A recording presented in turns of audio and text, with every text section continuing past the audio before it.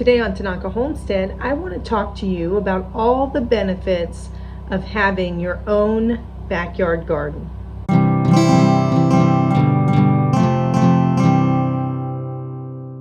Here's my garden. It looks like a bit of a hot mess right now. I have weeds down there on the ground. I need to pull those.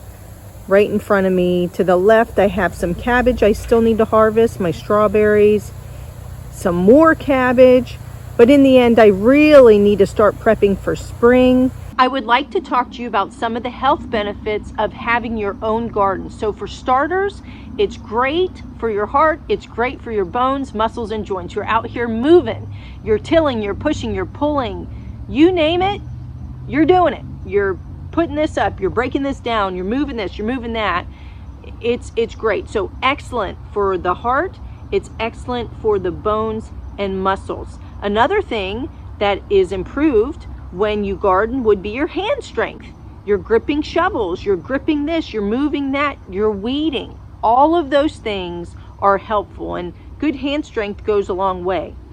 Exposure to the sun, that helps to improve vitamin D levels. We all need vitamin D. And of course, stress levels. It's been shown, research has shown, that gardening does actually help to reduce your stress levels. Gardening will also help to boost your mood, boost your attitude, give you a sense of accomplishment, and it's so incredibly rewarding. It doesn't matter how big or small the garden is. When you come out here, you put in the effort, you put in the work, and you're able to see the finished product, it's great. Gardening can be a lifelong hobby. Doesn't matter what age you are, you can garden. Maybe when you were younger, you did everything in ground and it wasn't a big deal. Maybe as you've aged, you want raised garden beds. And now that you're 75 years old, you tell yourself, I'm not bending over. That's fine too. There are raised beds that are super, super high so that you don't really have to bend over. But what if I have a medical condition? You can make adjustments for that. There's always a way to do it if you actually want a garden and you put your mind to it. There are accommodations and adjustments that can be made so that you can still do what you love. Another benefit of gardening is giving your kids a sense of what it means to put in hard work to grow something. A lot of people take for granted all the fresh veggies that are in the supermarket, in the grocery store. You know, you go up there and you get your carrots and get your lettuce. And I have nothing against that, but there's a lot that goes into that. There are people behind the scenes growing this food. Those farmers out there are doing a lot to make sure that we get the food, that we need. So I love it because I love bringing my girls out here and having them see the process, understand the process, and realize that there's a lot that goes into it, and this is what a carrot looks like, before it gets chopped up and put in the bag, and this is all that goes into growing a radish or a cabbage. So I think there's so much learning that takes place, with friends, with family, with your kids, and I'm telling you, it's the best, probably one of the best parts of it. Another benefit of having your own garden is growing your own vegetables and coming out here and pulling them when you need them. I mean, it's great. You know what you're putting on your vegetables, what you're putting in your soil. And I will be cooking and think, oh goodness, I need some celery. Hey, Madison, go out there and get celery. I mean, it's just so neat to be able to come out and pull from the garden and use it in real time for cooking.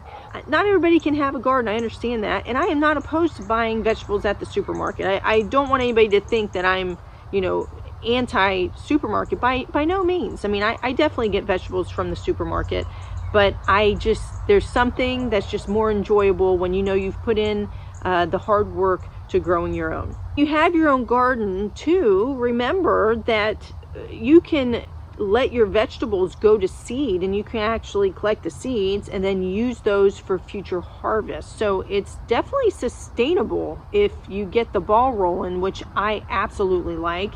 People are more inclined to have a healthier diet too if they have their own garden, because if they put in the hard work, they at least have an incentive to try it. And I have found that with my girls. Reagan loves vegetables.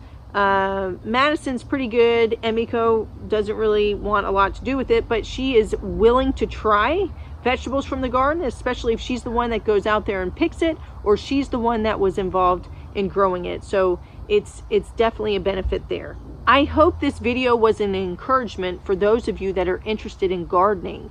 It really is something that I take great pride in, and it's something that I enjoy, and it's really my release, and it really can be the same for you.